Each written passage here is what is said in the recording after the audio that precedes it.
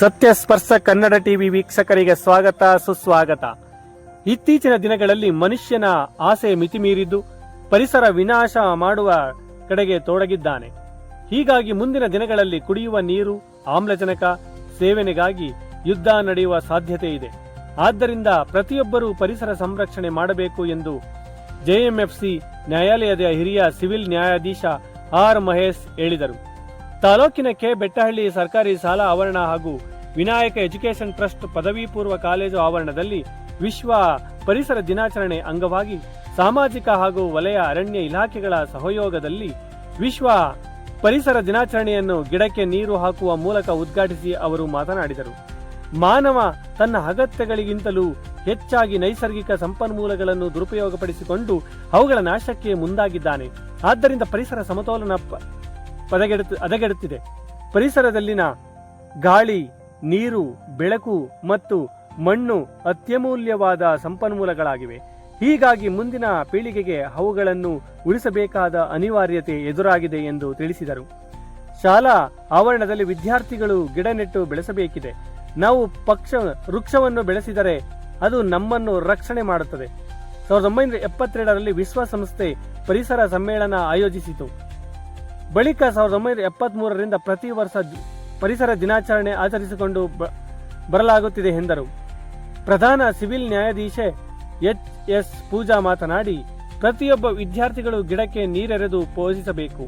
ಹೆಚ್ಚು ಮರಗಳನ್ನು ಕಡಿಯುತ್ತಿರುವುದರಿಂದ ಭೂಮಿ ಹಾಗೂ ನಮಗೆ ಸಾಕಷ್ಟು ಹಾನಿಯಾಗಿದೆ. ಅದರಲ್ಲೂ ಮುಂದಿನ ಪೀಳಿಗೆಗೆ ಇದರ ನೇರ ಪರಿಣಾಮ ಬೀರಲಿದೆ ಎಂದು ಅವರು ಎಚ್ಚರಿಸಿದರು. ಈ ವೇಳೆ ಪ್ರಧಾನ ಸಿವಿಲ್ ನ್ಯಾಯಾಧೀಶೆ ಎಚ್.ಎಸ್. ಪೂಜಾ, ವಕೀಲರ ಸಂಘದ ಅಧ್ಯಕ್ಷ ಗಂಗರಾಜು, ಕಾರ್ಯದರ್ಶಿ ಕೆ.ಎಸ್. ಮೋಹನ್ ಕುಮಾರ್, ರೈತ ಸಂಘದ ಮಹಿಳಾ ನಾಯಕಿ ಇಂಜಿನಿಯರ್ ಅರಳುಕುಪ್ಪೆ ರೂಪಾ, ಬಿಜೆಪಿ ಮುಖಂಡರಾದ ಎಚ್.ಎನ್. ಮಂಜುನಾಥ್, ಮಧು ಬಿ. ಗೌಡ, ಗ್ರಾಮ ಪಂಚಾಯಿತಿ ಮಾಜಿ ಅಧ್ಯಕ್ಷ ಮಾಕೇಗೌಡ, ಎಲ್ಐಸಿ ಜಗದೀಶ್, ವಲಯ ಅರಣ್ಯಾಧಿಕಾರಿ ಡಿಎಂ ವಿನೋದ್ ಕುಮಾರ್, ಉಪ ವಲಯ ಅರಣ್ಯಾಧಿಕಾರಿ ವಿಆರ್ ಧರ್ಮೇಂದ್ರ, ಗಸ್ತು ಅರಣ್ಯ ಪಾಲಕ ಕುಮಾರ್ ಲಮಾಣಿ ಮತ್ತು ಸಿಬ್ಬಂದಿಗಳು, ವಿನಾಯಕ ಎಜುಕೇಷನ್ ಟ್ರಸ್ಟ್ನ ವಿಜಯ್ ಕುಮಾರ್ ಸೇರಿದಂತೆ ಹಲವರು ಉಪಸ್ಥಿತರಿದ್ದರು. ಇದೇ ವೇಳೆ ತಾಲೂಕಿನ ಹಿರೇಮರಳಿ ಪ್ರಾಥಮಿಕ ಶಾಲೆ ಹಾಗೂ ಪ್ರೌಢಶಾಲೆಯಲ್ಲೂ ಪರಿಸರ ದಿನಾಚರಣೆ ಆಚರಿಸಲಾಯಿತು. ಶಾಲೆಯ ಮುಖ್ಯ ಶಿಕ್ಷಕರು, ಶಿಕ್ಷಕರ ವರ್ಗ, ಎಸ್ಡಿಎಂಸಿ ಅಧ್ಯಕ್ಷರು ಹಾಗೂ ನೌಕರ ವರ್ಗ, ವಿದ್ಯಾರ್ಥಿಗಳು ಹಾಜರಿದ್ದರು.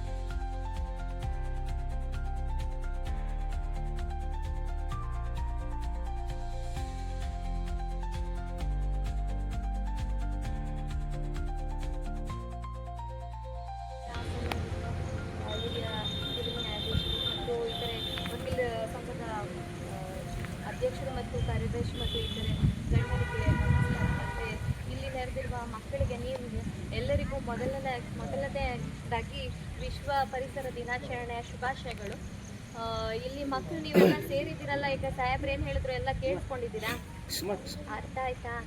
ನಿಮ್ಗಾಗಿ ಇಲ್ಲಿ ನೆಟ್ಟಿರುವಂಥದ್ದು ನೀವು ಚೆನ್ನಾಗಿ ನೋಡ್ಕೋಬೇಕು, ನೀರೆಲ್ಲ ಹಾಕಿ ಅದನ್ನ ಬೆಳೆಸ್ಬೇಕು, ಆಯ್ತಾ?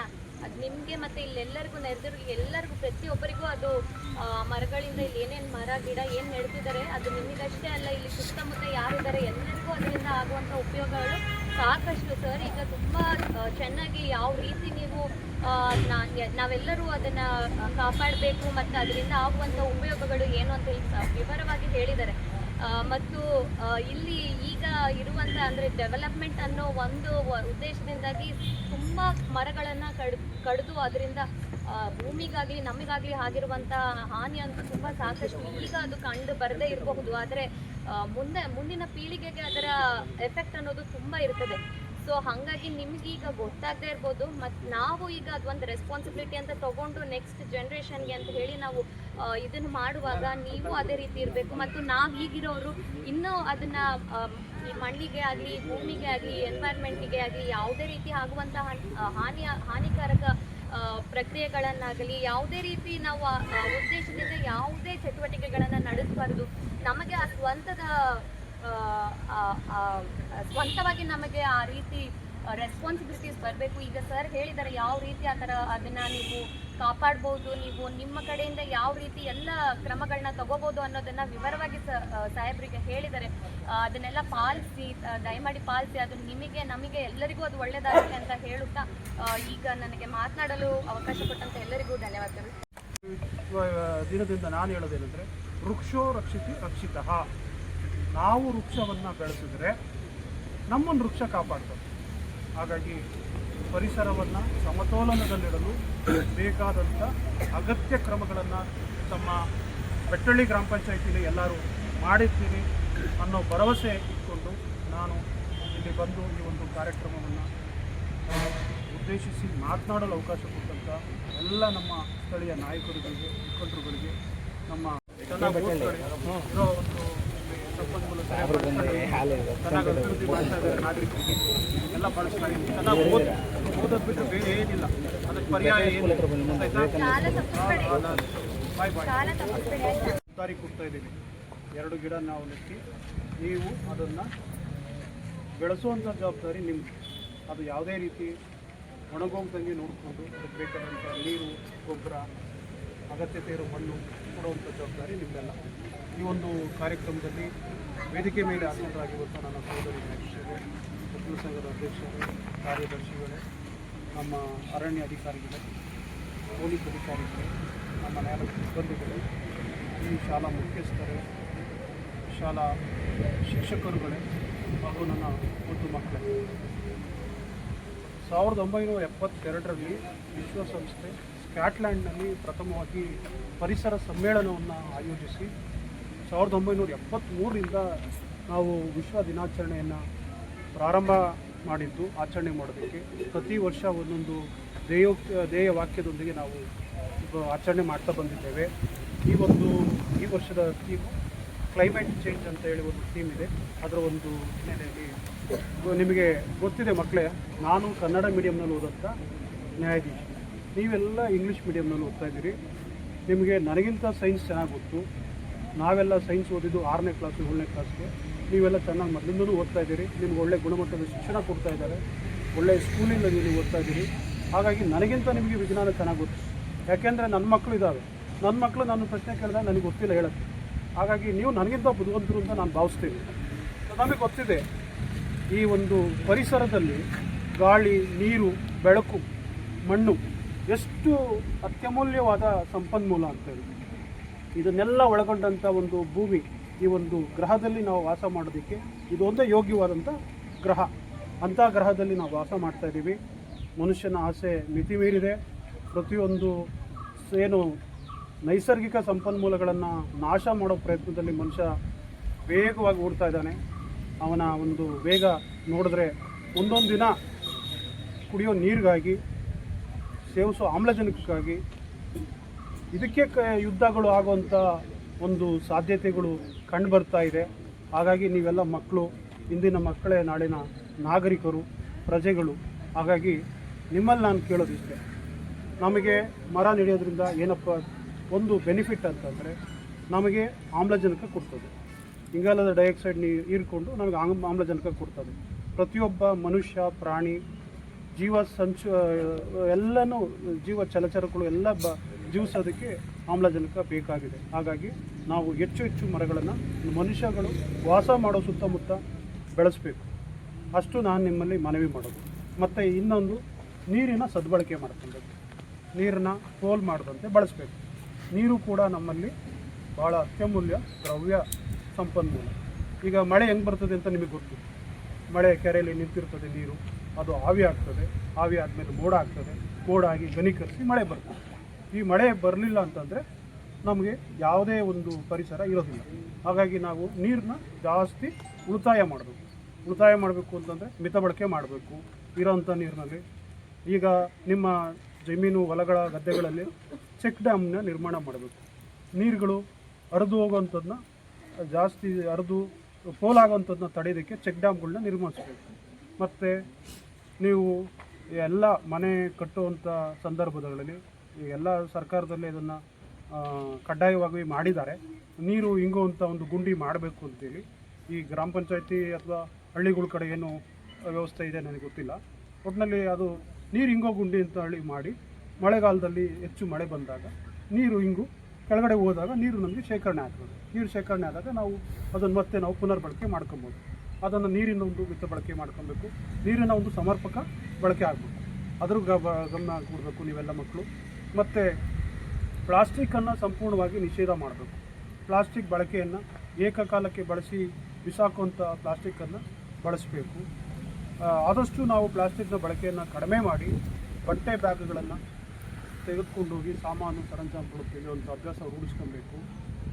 ಮತ್ತು ಮಣ್ಣನ್ನು ಕಲುಷಿತ ಮಾಡಬಾರ್ದು. ಈಗ ಕೈಗಾರೀಕರಣ ಆಗಿ ಸಾಕಷ್ಟು ಕಾರ್ಖಾನೆಗಳಿಂದ ಹೊರಸೂಸುವಂಥ ರಾಸಾಯನಿಕ ತ್ಯಾಜ್ಯಗಳನ್ನು ನಾವು ಸಮುದ್ರ ಮತ್ತು ಮಣ್ಣಿಗೆ ಬಿಡ್ತಾ ಇದ್ದೀವಿ. ಅಂಥ ಒಂದು ತ್ಯಾಜ್ಯಗಳಿಂದಾಗಿ ನಮ್ಮ ಮಣ್ಣು ಹಾಳಾಗ್ತಾ ಇದೆ. ಮಣ್ಣು ಮತ್ತು ನಮ್ಮ ರೈತರು ಹೆಚ್ಚಿನ ಬೆಳೆ ತೆಗಿಬೇಕು ಅಂತೇಳಿ ಅದಕ್ಕೆ ರಾಸಾಯನಿಕ ವಸ್ತುಗಳನ್ನು ಬಳಕೆ ಮಾಡಿ ನಾವು ಬೆಳೆ ತೆಗೆಯೋದ್ರಿಂದ ಆಗ ಮಣ್ಣು ಕೂಡ ತನ್ನ ಒಂದು ಗುಣಮಟ್ಟವನ್ನು ಕಳ್ಕೊತಾ ಇದೆ. ಹಾಗಾಗಿ ಇದ್ರ ಕಡೆ ಎಲ್ಲ ನೀವು ಮುಂದಿನ ಭಾವಿ ಪ್ರಜೆಗಳು ಗಮನ ಹರಿಸಿ ಯೋಜನೆ ಮಾಡ್ಕೊಬೇಕು. ಈಗಲಿಂದ ನೀವು ಇದನ್ನೆಲ್ಲ ರೂಢಿಸ್ಕೊಂಡ್ರೆ ನಾವೊಂದು ಭವ್ಯ ಸಮಾಜವನ್ನು ನಿರ್ಮಾಣ ಮಾಡ್ಬೋದು. ಇದಕ್ಕೆಲ್ಲ ತಾವು ಕೊಡುಗೆ ಕೊಡಬೇಕು ಎಂದು ನಾನು ನಿಮ್ಮನ್ನೆಲ್ಲ ಕೇಳ್ಕೊತೀನಿ. ಈ ಒಂದು ಕಾರ್ಯಕ್ರಮವನ್ನು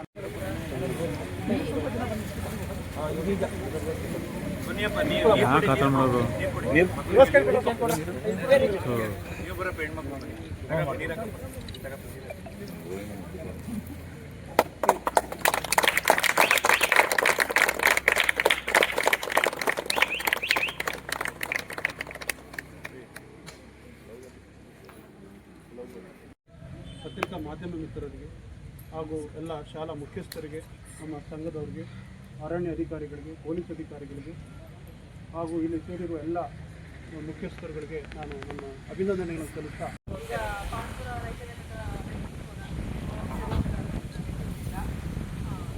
ಈಗ ರೈತಂಗರ ಬಗ್ಗೆ ನಮ್ಗೆ MLA ಇವರು ನಮ್ಮ ಸ್ಕೂಲ್ ಕಮಿಟಿ ಅಧ್ಯಕ್ಷ ಅನಿಲ್ ಕುಮಾರ್ ಅಂತ ಅವ್ರ ಹೆಸರು ಜಯರಾಮ್.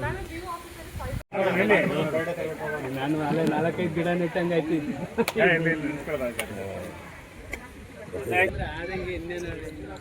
ಅನೌನ್ಸ್ಮೆಂಟ್ ಆಗೋದ ಬೇಡ ಅಂತ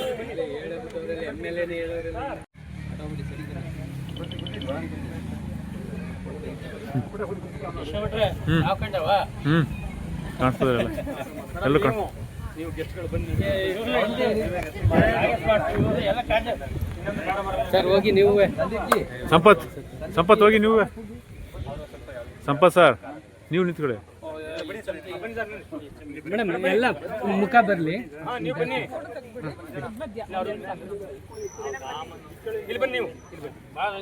ಅಲ್ಲ ಎಲ್ಲ ಫೋಟೋಗೆ ಎಲ್ಲ ಫೋಟೋಗೆ ಮುಖ ಬರಲಿ ಒಂದು ಸ್ವಲ್ಪ.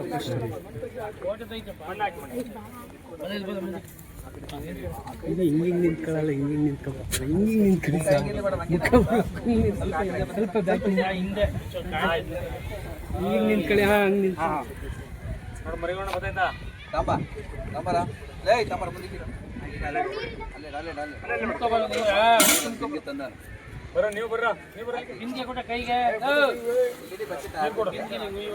ಮೇಕ್ ಹೋದ್ರೆ ಆಯ್ತದೆ, ಮೇಕ್ ಹತ್ತಾಕಿಲ್ಲ, ಮೇಕ್ ಹತ್ತಿದ್ರೆ ಆಯ್ತದ ಮೇಕೆ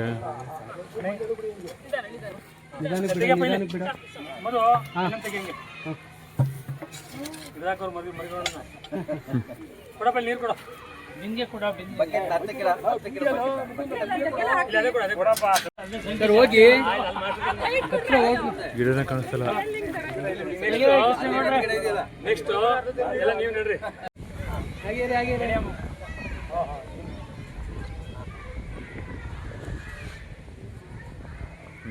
ಹಾಗೇರಿ ಹಾಗೇರಿ ಬನ್ನಿ ಒಂದು ನಿಮಿಷ ಮಾತಾಡಿ. ನಿಮಿಷ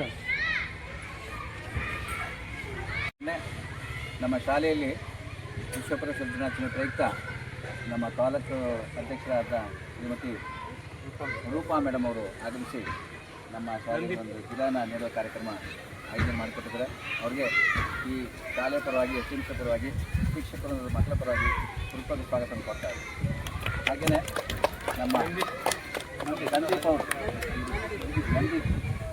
ಅವ್ರ ಜೊತೆ ಅವ್ರ ಸ್ನೇಹಿತರು ಕೂಡ ಬಂದಿದ್ದಾರೆ. ಇದೊಂದು ನಮ್ಮ ಶಾಲೆಗೆ ಸಿಕ್ಕಿದ ಜೊತೆಗೆ ವಿಶ್ವ ಪರಿಸರ ದಿನಾಚರಣೆ ಕೂಡ ವಿಶ್ವದಾದ್ಯಂತ ಆಚರಿಸೋದ್ರಿಂದ ಊರಿಗೊಂದು ವನ, ಶಾಲೆಗೊಂದು ಮರ, ಅದಕ್ಕೋಸ್ಕರ ನಾವೀಗ ಹೊಂಗೆ ಮರಳು ನೆರಳನ್ನು ಕೊಡ್ತಕ್ಕಂಥ ಗಿಡವನ್ನು ಅವರು ನೆಟ್ಟಿದ್ದಾರೆ. ಅವರು ಕೂಡ ನಮ್ಮ ಕಾರ್ಯಕ್ರಮ ಪರವಾಗಿ ಶಾಲೆಯ ಎಲ್ಲ ವೃತ್ತಿಯನ್ನು ಸ್ವಾಗತ ಕೊಡ್ತಾರೆ. ಇದಕ್ಕೆ ರೂವಾರಿಯಾಗಿರ್ತಕ್ಕಂಥ ಶ್ರೀಯುತ ಮಂಜುನಾಥ್ ಅವರು ನಮ್ಮ ಹಿರಿಯ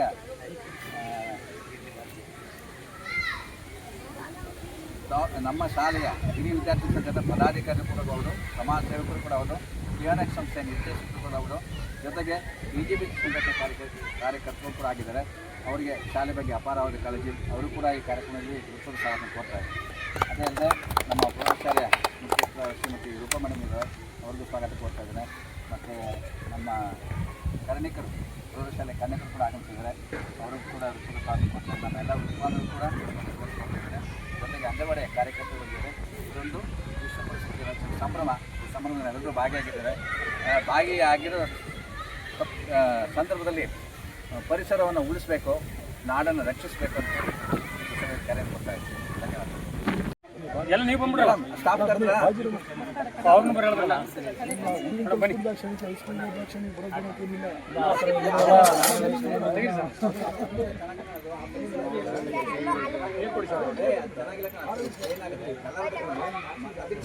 ಯಾಕಪ್ಪ ನಾವು ಹೇಳ್ತೇವೆ ನಿಮ್ಮ ಈಗ ಸೇರ್ತೀನಿ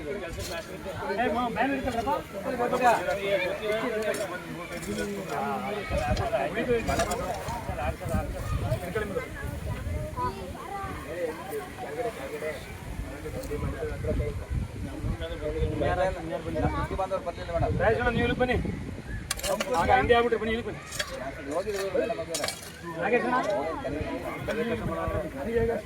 ಬರ್ರಿ ನಾವು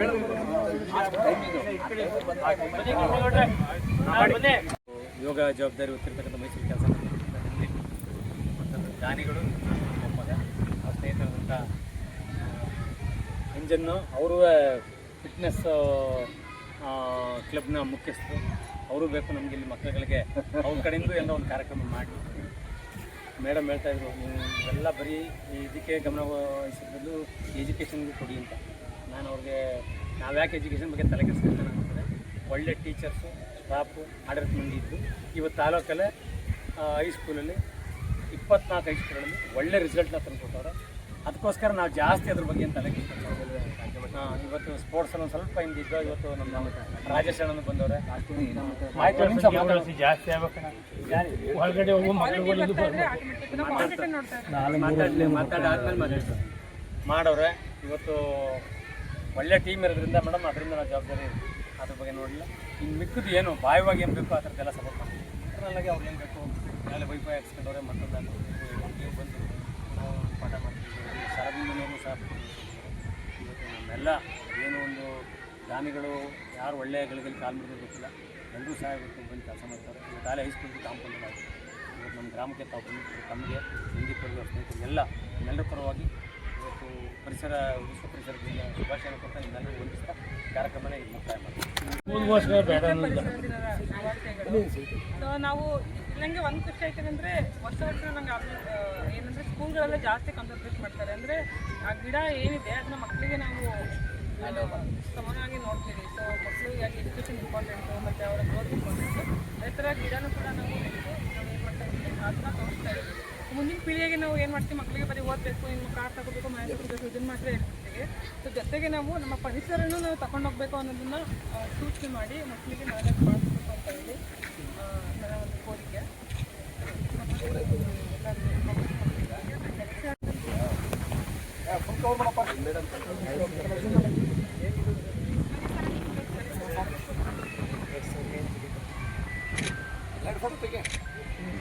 ಬನ್ನಿ.